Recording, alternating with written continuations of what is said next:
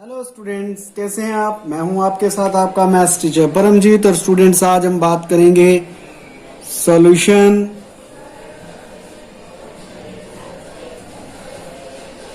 Of linear equation.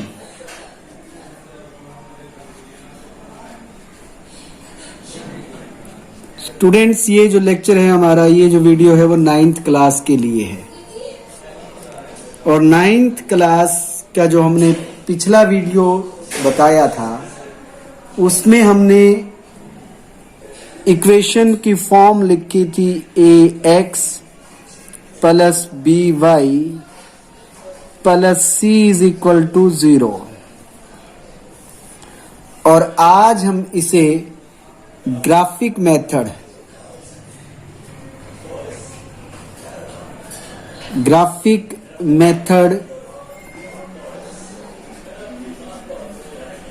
के द्वारा solve करेंगे। ग्राफिक मेथड से सॉल्व करना सीखेंगे स्टूडेंट्स, क्योंकि ये हमारे पास केवल एक ही लीनियर इक्वेशन है। सिंगल लीनियर इक्वेशन की बात करेंगे तो यहां हमारे पास मैनी सॉल्यूशन की कंडीशन चलती है। और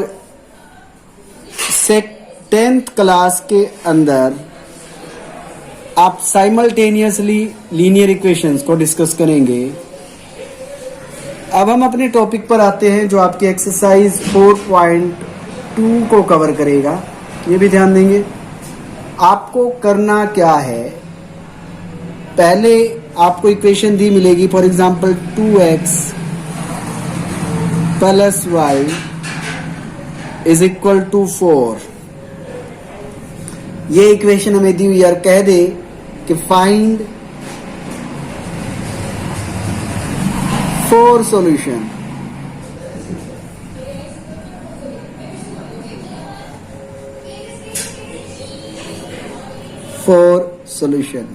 क्योंकि स्टूडेंट्स हमने क्या कहा कि ये एक सिंगल इक्वेशन है तो इसमें मैनी सॉल्यूशन की कंडीशन चलती है। आपको गिवन इक्वेशन जो है 2x plus y equal to 4 को डिपेंडेंट और इनडिपेंडेंट वेरिएबल में कन्वर्ट कर लेना है। मतलब क्या हुआ कि 2x plus y equal to 4 है तो यहां पर y इक्वल टू लिख सकते हैं हम 4 माइनस 2x। अगर हम इस फॉर्म को लिखें तो x की वैल्यू को हम पुट करेंगे और उसके रिगार्डिंग हमारे पास y की वैल्यू आएगी। अब ये होगा कैसे, सपोज कीजिए आपने लिखा if x equal to 0, x को हमने 0 पुट किया, then y is equal to 4 minus 2 into 0, तो आपके पास 4 आ जाएगा। क्या आ जाएगा? 4 आ जाएगा। और अगर आप x को 1 पुट करते हैं तो y इज इक्वल टू बनेगा 4 माइनस 2 इंटू 2, 0 बन जाएगा, यानी कि 4 माइनस 4 हो जाएगा।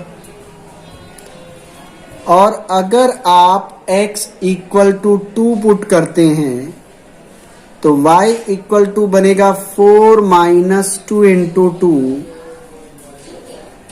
सॉरी, 2 के बारे में हमने यहाँ गलत लिखा, यहाँ 1 था हमारे पास स्टूडेंट्स, तो 1 पुट किया हमने। 1 पुट करने पे हमारे पास आंसर 2 आएगा, 2 पुट करने पर आंसर हमारे पास 0 आ जाता है। इसी तरीके से आप अगर x इक्वल टू 3 पुट करोगे तो y इक्वल टू बन जाएगा 4 माइनस 2 इंटू 3, मतलब 4 माइनस 6 माइनस 2। तो इस प्रकार से आप एक टेबल की फॉर्म में इसे लिखेंगे।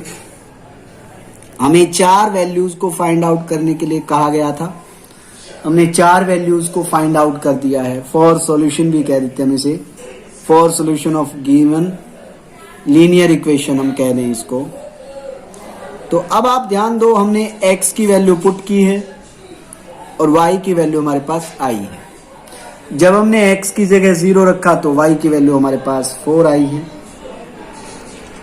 x की जगह हमने 1 पुट किया तो y की वैल्यू हमारे पास आई है 2। x की जगह हमने 2 पुट किया तो y की वैल्यू 0 है, और x की जगह हमने 3 पुट किया तो y की वैल्यू हमारे पास -2 है। इस प्रकार से हमने 4 सॉल्यूशन निकाल दिए इक्वेशन के। इसी प्रकार से आपको जितने भी इक्वेशन के सॉल्यूशन को फाइंड आउट करने के लिए कहे, आप उतने ही सॉल्यूशन फाइंड आउट कर सकते हैं। फॉर एग्जांपल एक एग्जांपल और लेते हैं। कह दें 3x plus 2y equal to 1, हमें इसके सॉल्यूशन फाइंड आउट करने हैं। तो यहां पर आप वैसे कोई हार्ड एंड फास्ट रूल नहीं है कि आप y को ही डिपेंडेंट बनाएं, आप x को भी डिपेंडेंट बना सकते हैं, और ये कन्वर्ट होकर हमारे पास बन जाएगा 3x is equal to 1 minus 2y, और x हमारे पास बन जाएगा 1 माइनस 2y डिवाइड बाई 3। ये हमारे पास x की वैल्यू हो गई। हम अब अगर y को पुट करेंगे, पुट y इक्वल टू 0, अगर हम y को 0 पुट करें तो x इक्वल टू बन जाएगा 1 minus 2 multiply by 0 divide by 3। तो 1 माइनस 0 बनेगा, यानी कि 1 बाई 3 बन जाएगा। अगर आप y इक्वल टू 1 पुट करते हैं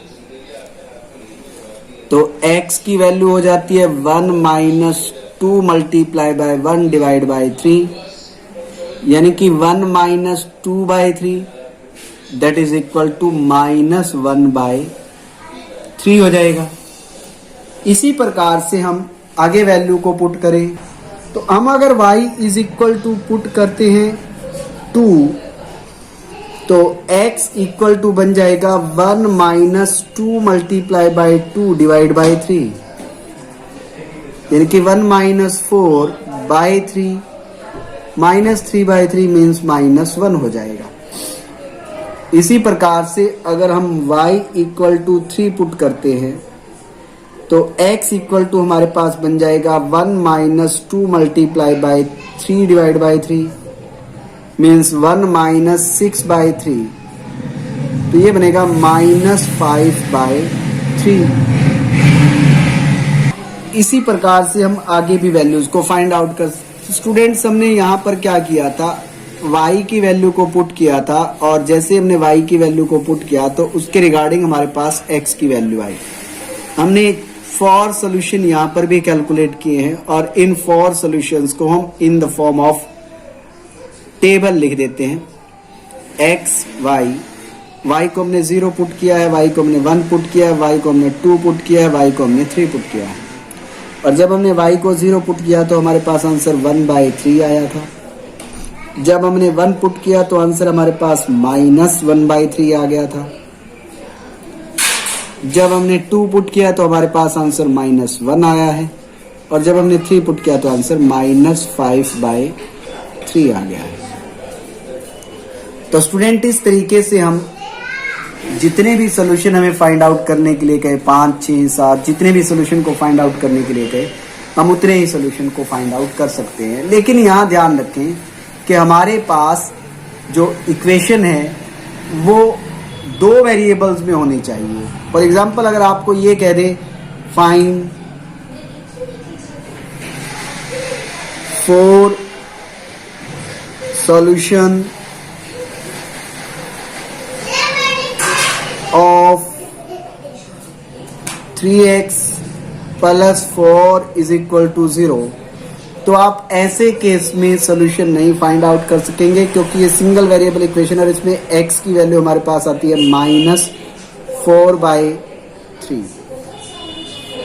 यहां पर आप डिपेंडेंट और इंडिपेंडेंट वेरिएबल में कन्वर्जन नहीं कर सकते। तो इस प्रकार से आपको अपनी एक्सरसाइज 4.2 करनी है। मैं था आपके साथ आपका मैथ्स टीचर परमजीत, और मिलेंगे अगले वीडियो में। इसी चैप्टर के जो थर्ड वीडियो की बात करेंगे, उसमें हम नेक्स्ट कुछ एक प्रॉब्लम्स के साथ। मैं तब तक अपने आप को सुरक्षित रखें और अपनी सेहत का ध्यान रखें। Thank you, bye bye.